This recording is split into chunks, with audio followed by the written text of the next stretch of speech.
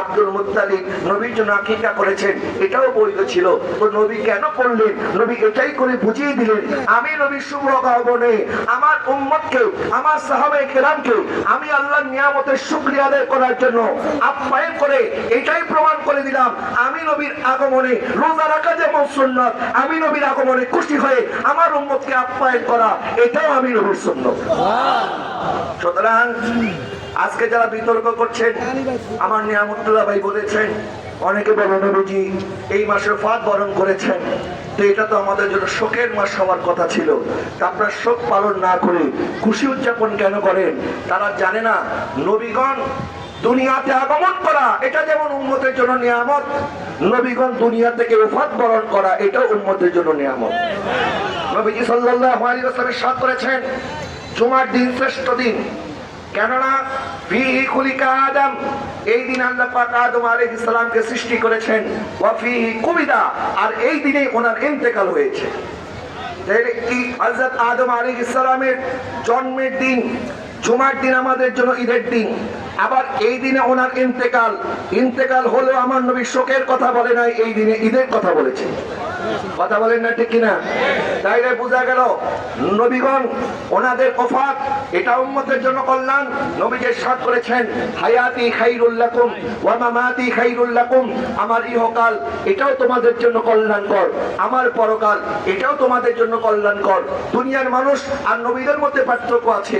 দুনিয়ার chairman, MP, মন্ত্রী, minister, তাদের ক্ষমতা যতদিন তাদের হাতে ক্ষমতা আছে ততদিন, মরার পরে কোনো ক্ষমতা বলেন, মরার পরে কোনো ক্ষমতা।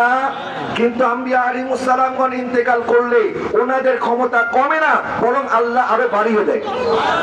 আল্লাহ পাক ইরশাদ করেছেন, ওয়ালাল আখিরাতু খায়রুল লাকা মিনাল উলা, ইয়া রাসূলুল্লাহ আপনার ইহকালের চাইতে পরকালের মর্যাদা বেশি হবে।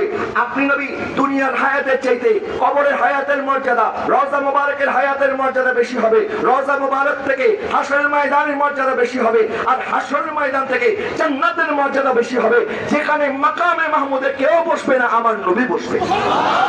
আমার নবীজির নাম হচ্ছে মুহাম্মদ। পরে নবীজির নাম কি? মুহাম্মদ সাল্লাল্লাহু আলাইহি ওয়াসাল্লাম। মুহাম্মদ শব্দের অর্থ হচ্ছে অধিক প্রশংসিত, আর আহমদ যিনি অধিক প্রশংসা করেন, আমার নবী আল্লাহর সবচেয়ে বেশি প্রশংসা করেন, এই জন্য নবীর নাম হচ্ছে আহমদ।